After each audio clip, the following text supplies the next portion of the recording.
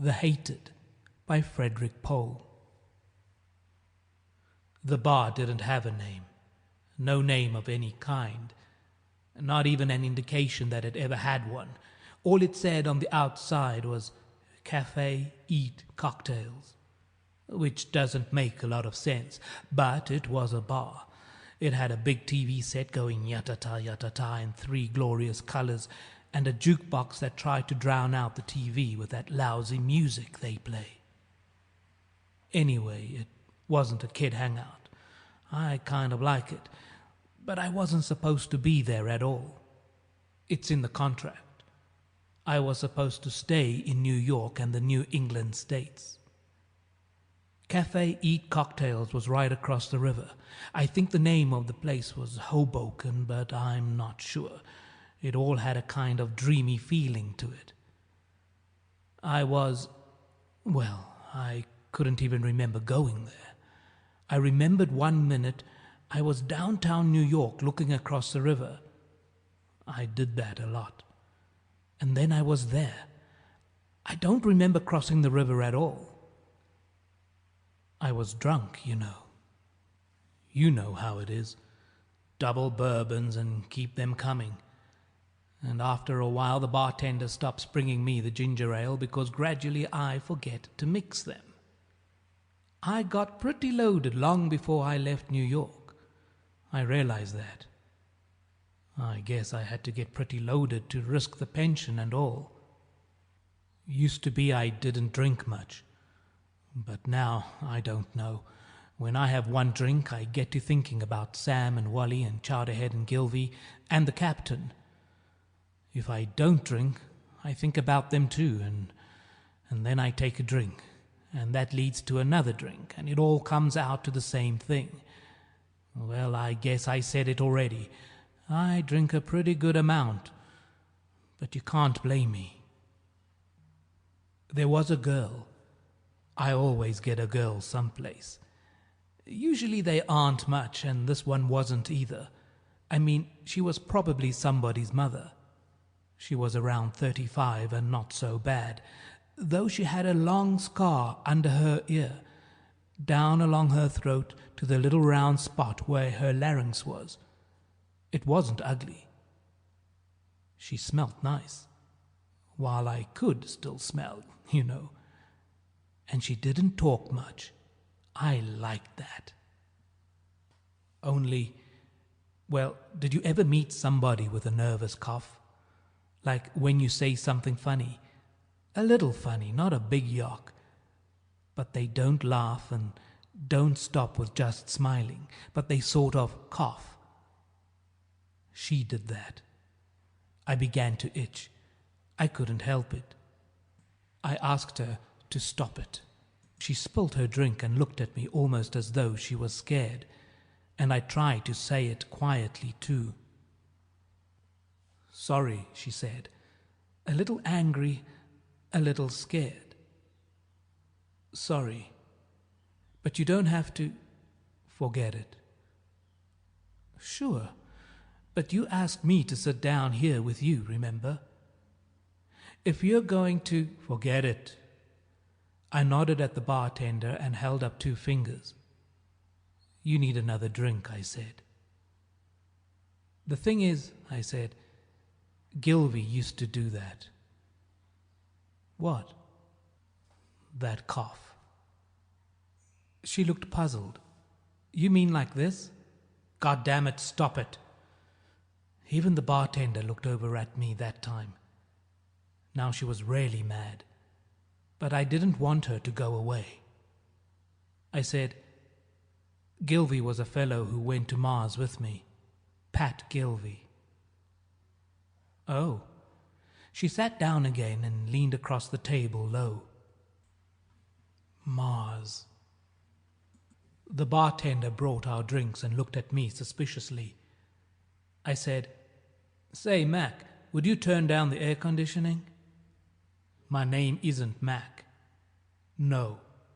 "Have a heart. It's too cold in here." "Sorry." He didn't sound sorry. I was cold. I mean, that kind of weather, it's always cold in those places. You know, around New York in August, it hits 80, 85, 90. All the places have air conditioning, and what they really want is for you to wear a shirt and tie. But I like to walk a lot. You would too, you know. And you can't walk around much in long pants and a suit coat and all that stuff. Not around there. Not in August. And so then, when I went into a bar, it had to have one of those built-in freezers for the used car salesmen with their dates, or maybe their wives, all dressed up. For what? But I froze. Mars, the girl breathed. Mars. I began to itch again. Want to dance? They don't have a license, she said. Byron, I didn't know you'd been to Mars. Please tell me about it. It was all right, I said. That was a lie. She was interested. She forgot to smile. It made her look nicer. She said, I knew a man. My brother-in-law. He was my husband's brother. I mean, my ex-husband. I get the idea. He worked for General Atomic in Rockford, Illinois. You know where that is? Sure. I couldn't go there, but I knew where Illinois was. He worked on the first Mars ship. 15 years ago, wasn't it? He always wanted to go himself, but he couldn't pass the tests. She stopped and looked at me. I knew what she was thinking, but I didn't always look this way, you know. Not that there's anything wrong with me now. I mean, but I couldn't pass the tests anymore. Nobody can. That's why we're all one-trippers. I said, the only reason I'm shaking like this is because I'm cold. It wasn't true, of course. It was that cough of Gilvey's. I didn't like to think about Gilvey or Sam or Chowderhead or Wally or the captain. I didn't like to think about any of them. It made me shake. You see, we couldn't kill each other. They wouldn't let us do that. Before we took off, they did something to our minds to make sure. What they did, it doesn't last forever. It lasts for 2 years and then it wears off. That's long enough, you see, because that gets you to Mars and back. And it's plenty long enough in another way, because it's like a straitjacket. You know how to make a baby cry? Hold his hands. It's the most basic thing there is. What they did to us so we couldn't kill each other, it was like being tied up, like having our hands held, so we couldn't get free. Well, but 2 years was long enough, too long. The bartender came over and said, Pell, I'm sorry. See, I turned the air conditioning down. You all right? You look so... I said, sure, I'm all right. He sounded worried. I hadn't even heard him come back. The girl was looking worried too. I guess because I was shaking so hard I was spilling my drink. I put some money on the table without even counting it. It's all right, I said. We were just going. We were? She looked confused. But she came along with me. They always do once they found out you've been to Mars. In the next place, she said, between trips to the powder room, it must take a lot of courage to sign up for something like that. Were you scientifically inclined in school? Don't you have to know an awful lot to be a space flyer? Did you ever see any of those little monkey characters they say live on Mars? I read an article about how they lived in little cities of pup tents or something like that. Only they didn't make them, they grew them. Funny. Ever see those? That trip must have been a real drag, I bet. What is it, 9 months? You couldn't have a baby. Excuse me, tell me, all that time, how do you, manage things? I mean, didn't you ever have to go to the, or anything? We managed, I said. She giggled, and that reminded her, so she went to the powder room again. I thought about getting up and leaving while she was gone, but what was the use of that? I'd only pick up somebody else. It was nearly midnight. A couple of minutes wouldn't hurt. I reached in my pocket for the little box of pills they gave us. It wasn't refillable, but we get a new prescription in the mail every month, along with a pension check. The label on the box said, "Caution, use only as directed by physician, not to be taken by persons suffering heart condition, digestive upset, or circulatory disease. Not to be used in conjunction with alcoholic beverages." I took 3 of them. I don't like to start them before midnight, but anyway, I stopped shaking. I closed my eyes, and then I was on the ship again. The noise in the bar became the noise of the rockets, and the air washers, and the sludge sluices. I began to sweat, although this place was air-conditioned too. I could hear Wally whistling to himself the way he did, the sound muffled by his oxygen mask and drowned in the rocket noise, but still perfectly audible. The tune was Sophisticated Lady. Sometimes it was Easy to Love, and sometimes Chasing Shadows, but mostly Sophisticated Lady. He was from Juilliard. Somebody sneezed, and it sounded just like Chowderhead sneezing. You know how everybody sneezes according to his own individual style. Chowderhead had a ladylike little sneeze. It went, hutter, real quick, all through the mouth, no nose involved. The captain went, harash. Wally was, ashoo, ashoo, ashoo.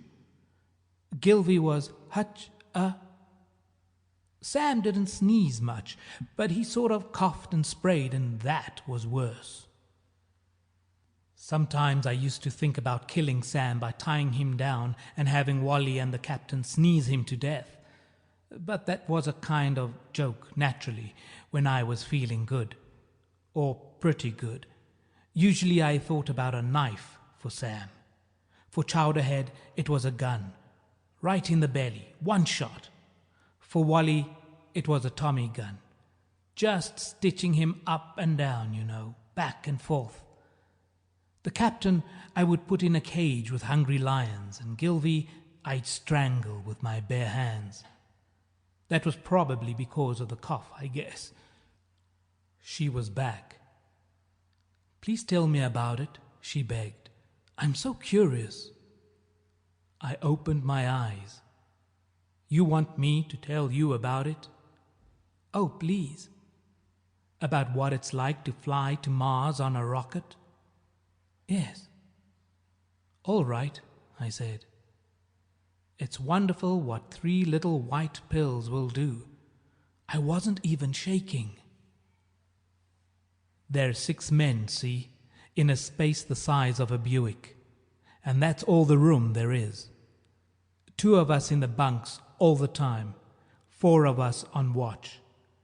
Maybe you want to stay in the sack an extra 10 minutes, because it's the only place on the ship where you can stretch out, you know, the only place where you can rest without somebody's elbow in your side. But you can't, because by then it's the next man's turn. And maybe you don't have elbows in your side while it's your turn off watch. But in the starboard bunk, there's the air regenerator master valve. I bet I could still show you the bruises right around my kidneys. And in the port bunk, there's the emergency escape hatch handle.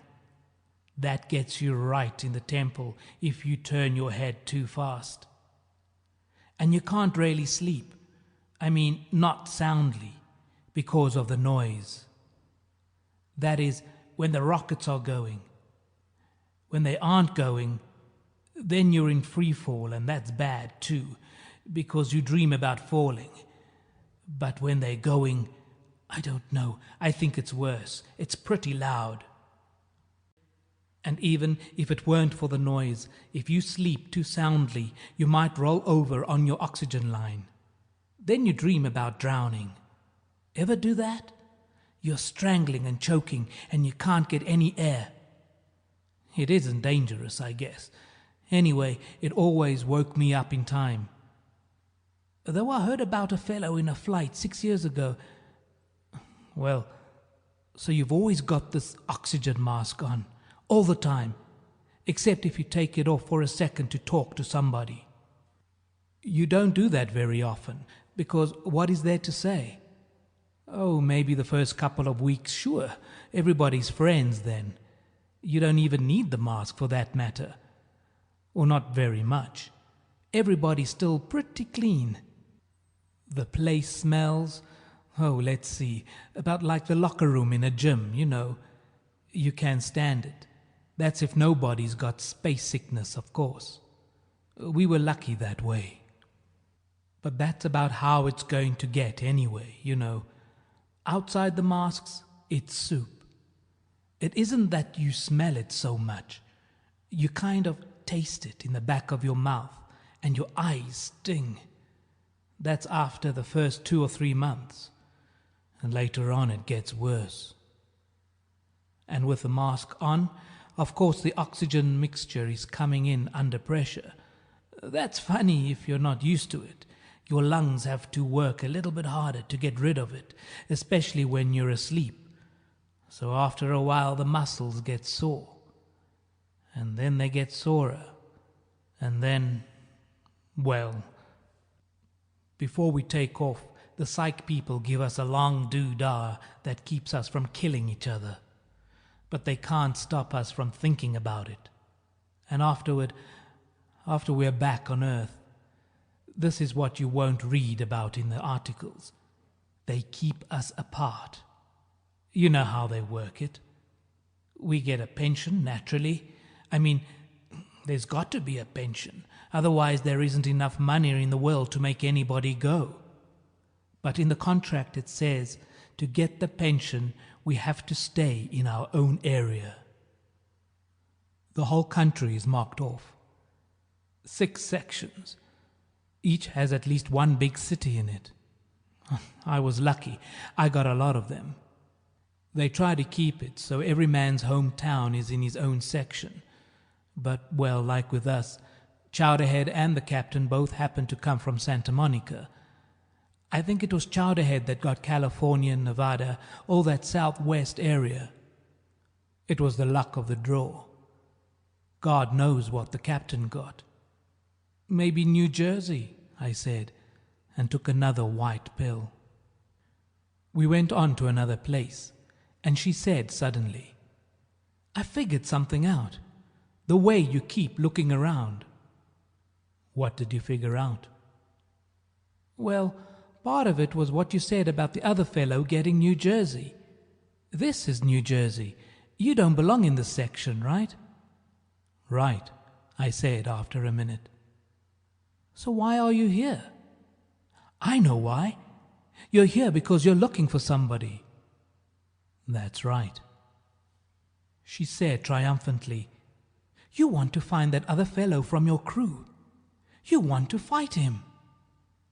I couldn't help shaking, white pills or no white pills, but I had to correct her. No, I want to kill him. How do you know he's here? He's got a lot of states to roam around in too, doesn't he? 6. New Jersey, Pennsylvania, Delaware, Maryland, all the way down to Washington. Then how do you know he'll be here? I didn't have to tell her how I knew, but I knew. I wasn't the only one who spent his time at the border of his assigned area, looking across the river or staring across a state line, knowing that somebody was on the other side. I knew. You fight a war, and you don't have to guess that the enemy might have his troops 1,000 miles away from the battle line. You know where his troops will be. You know he wants to fight too. Hutter, Hutter. I spilt my drink. I looked at her. You didn't... She looked frightened. What's the matter? Did you just sneeze? Sneeze? Me? Did I? I said something quick and nasty. I don't know what. No, it hadn't been her. I knew it. It was Chowderhead's sneeze. Chowderhead. Marvin T. Roebuck, his name was. 5 feet 8 inches tall, dark complected, with a cast in one eye. Spoke with a Midwest kind of accent, even though he came from California. Shriek for shriek, horror for horror, like that. It drove me crazy after a while. Maybe that gives you an idea what he talked about mostly. A skunk, a thoroughgoing, deep-rooted, mother-murdering skunk. I kicked over my chair and roared, "Roebuck, where are you, damn you?" The bar was all at once silent. Only the jukebox kept going. "I know you're here," I screamed. "Come out and get it. You louse, I told you I'll get you for calling me a liar the day Wally sneaked a smoke." Silence, everybody looking at me. Then the door of the men's room opened. He came out. He looked lousy, eyes all red-rimmed and his hair falling out. The poor crumb couldn't have been over 29. He shrieked. "You!" He called me a million names. He said, "You thieving rat, I'll teach you to try to cheat me out of my candy ration." He had a knife. I didn't care. I didn't have anything, and that was stupid. But it didn't matter. I got a bottle of beer from the next table and smashed it against the back of a chair. It made a good weapon, you know. I'd take that against a knife any time. I ran toward him, and he came all staggering and lurching toward me, looking crazy and desperate, mumbling and raving. I could hardly hear him because I was talking too. Nobody tried to stop us. Somebody went out the door, and I figured it was to call the cops. But that was all right. Once I took care of Chowderhead, I didn't care what the cops did. I went for the face. He cut me first. I felt the knife slide up along my left arm, but, you know, it didn't even hurt, only kind of stung a little. I didn't care about that. I got him in the face, and the bottle came away. And it was all like grey and white jelly, and then blood began to spring out. He screamed. Oh, that scream. I never heard anything like that scream. It was what I had been waiting all my life for. I kicked him as he staggered back, and he fell, and I was on top of him with the bottle, and I was careful to stay away from the heart or the throat, because that was too quick. But I worked over the face, and I felt his knife get me a couple times more, and I woke up, you know. And there was Dr. Santley over me, with a hypodermic needle that he had just taken out of my arm, and 4 male nurses in fatigues holding me down. And I was drenched with sweat. For a minute, I didn't know where I was. It was a horrible, queasy, falling sensation, as though the bar and the fight and the world were dissolving into smoke around me. Then I knew where I was. It was almost worse. I stopped yelling and just lay there looking up at them. Dr. Santley said, trying to keep his face friendly and non-committal, "You're doing much better, Byron boy. Much better." I didn't say anything. He said, "You worked through the whole thing in 2 hours and 8 minutes. Remember the first time? You were 16 hours killing him. Captain Van Wyk it was that time, remember? Who was it this time?" "Chowderhead." I looked at the male nurses. Doubtfully, they let go of my arms and legs. "Chowderhead," said Dr. Santley. "Oh, Roebuck, that boy," he said mournfully. His expression saddened. "He's not coming along nearly as well as you. Nearly. He can't run through a cycle in less than 5 hours. And that's peculiar. It's usually you well, I better not say that, shall I? No sense setting up a counter-impression when your pores are all open, so to speak." He smiled at me, but he was a little worried in back of the smile. I sat up. Anybody got a cigarette? Give him a cigarette, Johnson, the doctor ordered the male nurse standing alongside my right foot. Johnson did. I fired up. You're coming along splendidly, Dr. Santley said. He was one of these psych guys that thinks if you say it's so, it makes it so. You know that kind? We'll have you down under an hour before the end of the week. That's marvelous progress. Then we can work on the conscious level. You're doing extremely well, whether you know it or not. Why, in 6 months, say in 8 months, because I like to be conservative, he twinkled at me, we'll have you out of here. You'll be the first of your crew to be discharged. You know that. That's nice, I said. The others aren't doing so well? No, not at all. Well, most of them. Particularly Dr. Gilvey. The run-throughs leave him in terrible shape. I don't mind admitting I'm worried about him. That's nice, I said, and this time I meant it. He looked at me thoughtfully, but all he did was say to the male nurses, "He's all right now. Help him off the table." It was hard standing up. I had to hold on to the rail around the table for a minute. I said my set little speech. Dr. Santley, I want to tell you again how grateful I am for this. I was reconciled to living the rest of my life confined to one part of the country, the way the other crews always did. But this is much better. I appreciate it. I'm sure the others do too. Of course, boy, of course. He took out a fountain pen and made a note on my chart. I couldn't see what it was, but he looked gratified. It's no more than you have coming to you, Byron, he said. I'm grateful that I could be the one to make it come to pass. He glanced conspiratorially at the male nurses. You know how important this is to me. It's the triumph of a whole new approach to psychic rehabilitation. I mean to say, our heroes of space travel are entitled to freedom when they come back home to Earth, aren't they? Definitely, I said, scrubbing some of the sweat off my face onto my sleeve.